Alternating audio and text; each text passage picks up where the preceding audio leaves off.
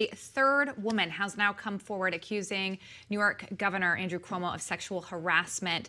An interesting part of this story is that his own brother, CNN's Chris Cuomo, had no problem covering the governor during the height of the pandemic, but he's changed his tune now. Listen to this. Obviously, I'm aware of what's going on with my brother. And obviously, I cannot cover it because he is my brother. Now, of course, CNN has to cover it. They have covered it extensively, and they will continue to do so.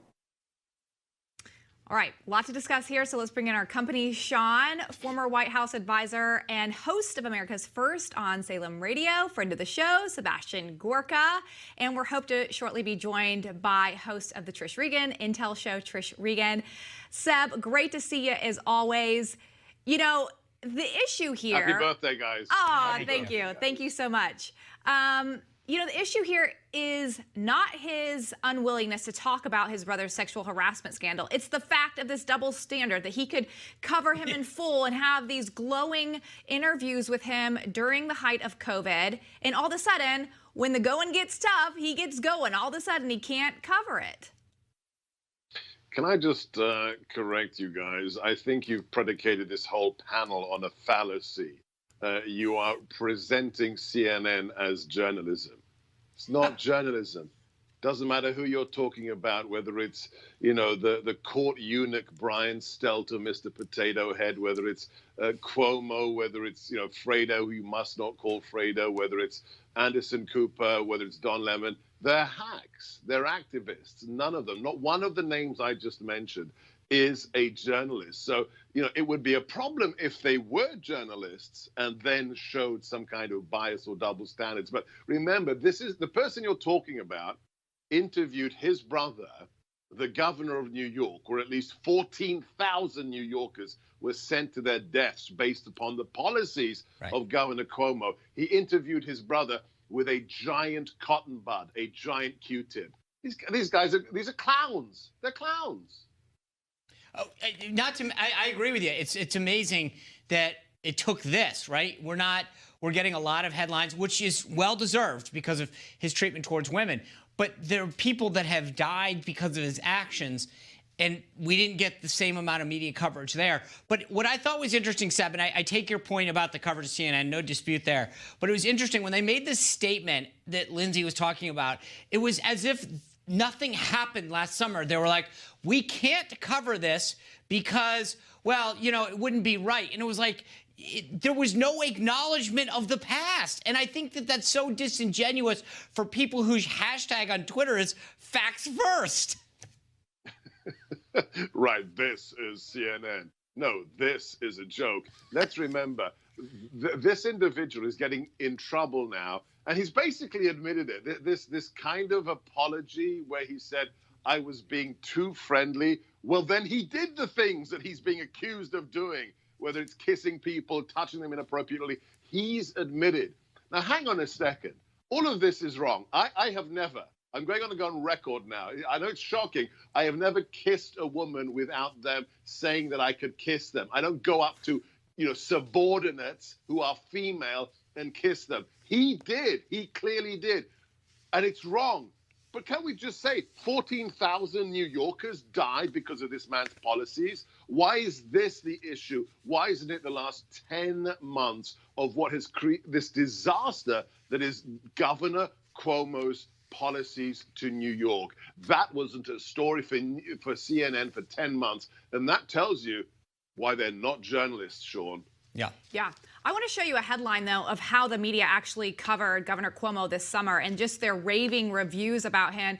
Andrew Cuomo, the king of New York, why we were crushing on Andrew Cuomo right now. Andrew Cuomo says his Cuomo sexual fans are a good thing, and it goes on and on and on. Your favorite CNN, Andrew Cuomo, may be the single most popular politician in America right now.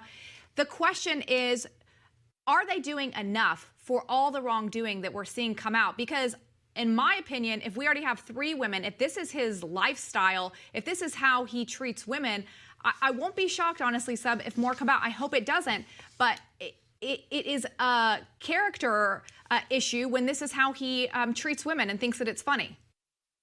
No, they're not doing enough, and they will, I guarantee you, the mainstream legacy fake news industrial complex will not do enough. But I'm fine with that. Why? Because you are crushing it. Newsmax, not only beating Fox, but beating CNN as well. There is a thing in this beautiful country of ours called market forces, called the free market. People see, look, I'm going to say it one more time because he loves it when I say it. Anderson Cooper gets fewer viewers than reruns of cartoons. Now, I love Yogi Bear and, Catch the Pigeon, but more people watch that than watch CNN for good reason, because they're not journalists. But there have to be, forget about CNN, there have to be consequences for New York. This is the day where Greg Abbott declared the mask mandate in Texas ends. Texas is freeing itself. Florida functions. New York, it's a disaster. Yeah. By the way, Seb, real quick, first, thank you for always being here and your kind words. But I'm just going to warn you, this example you're using, you're going to end up canceling Yogi Bear if you keep using it. I'm just telling you, watch where you go with this, my friend. Both bears, I'm telling you, the whole Yellowstone forest is getting wiped out soon.